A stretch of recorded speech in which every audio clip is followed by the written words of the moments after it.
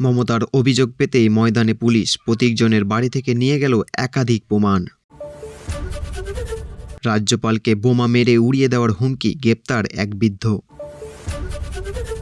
আমি কাল অন্যায় করিনি, কমিশন আমার ঘেঁচু করবে বললেন মমতা বন্দ্যোপাধ্যায়।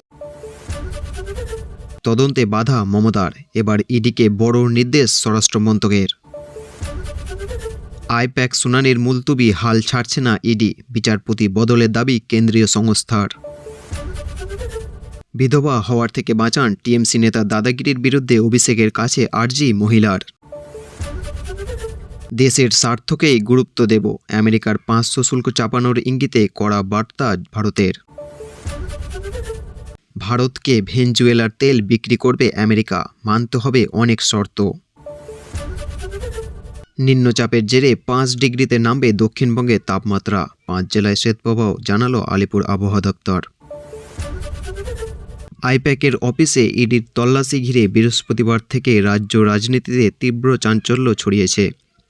এই ঘটনাকে কেন্দ্র করে মুখ্যমন্ত্রী মমতা বন্দ্যোপাধ্যায় অভিযোগ করেছেন, ভোট সংক্রান্ত তথ্য, প্রার্থী তালিকা ও রাজনৈতিক কৌশল নথি হাতাতে কেন্দ্রীয় স্বরাষ্ট্রমন্ত্রী অমিত শাহ ইডিকে ব্যবহার করছেন। যদিও এই অভিযোগ পুরোপুরি অস্বীকার করেছেন ইডি। এই পরিস্থিতিতে আইপ্যাক দপ্তর ও সংস্থার কর্ণধার প্রতীক জৈনের লাউড স্ট্রিট বাড়িতে তল্লাশির সময় তদন্তে কিভাবে বাধা দেওয়া হয়েছিল তা জানতে চেয়ে বিস্তারিত রিপোর্ট তলব করেছে কেন্দ্রীয় স্বরাষ্ট্র মন্ত্রক। ইডি সূত্রে জানা গিয়েছে, বৃহস্পতিবার ভোর থেকে সল্টলেকে সেক্টর 5-এ আইপ্যাক অফিস এবং প্রতীক জৈনের বাড়িতে তল্লাশি চলছিল। সেই খবর পেয়ে তল্লাশি চলাকালীনই সেখানে পৌঁছে যান মুখ্যমন্ত্রী মমতা বন্দ্যোপাধ্যায় ও কলকাতার পুলিশ কমিশনার। অভিযোগ উঠেছে, ওই সময় প্রতীক জৈনের বাড়িতে এবং আইপ্যাক অফিস থেকে একাধিক ফাইল ও ল্যাপটপ মুখ্যমন্ত্রীর গাড়িতে তোলা হয়। এই বিষয়টি নিয়ে ইডি গুরুতর অভিযোগ তুলেছে।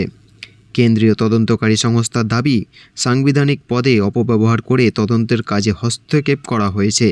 এই অভিযোগের ভিত্তিতে তারা হাইকোর্টের দৃষ্টি আকর্ষণ করেছে। অন্যদিকে তৃণমূল কংগ্রেসও পাল্টা মামলা দায়ের করেছে। এবার এই ঘটনার পূর্ণাঙ্গ রিপোর্ট চেয়ে স্বরাষ্ট্র মন্ত্রক ইডিকে নির্দেশ দিয়েছে।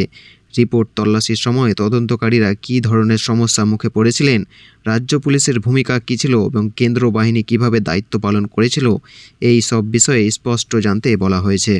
ইডি সূত্রে জানিয়েছে, প্রাথমিক রিপোর্ট আগেই পাঠানো হয়েছিল, তবে এবার আরও বিস্তারিত তথ্য চাওয়া হয়েছে। এদিকে আজ শুক্রবার যাদবপুর থেকে হাজরা পর্যন্ত ইডি ও কেন্দ্রীয় সরকারের বিরুদ্ধে প্রতিবাদ মিছিল করেছেন মুখ্যমন্ত্রী মমতা বন্দ্যোপাধ্যায়। এই মিছিল শেষে সংক্ষিপ্ত জনসভা করার পরিকল্পনাও রয়েছে। বৃহস্পতিবার দিল্লির একটি আর্থিক প্রতারণার মামলার সূত্র ধরে আইপ্যাক কর্ণধার প্রতীক জৈনের অফিসে এবং লাউডন স্ট্রিট বাড়িতে হানা দেয় ইডি।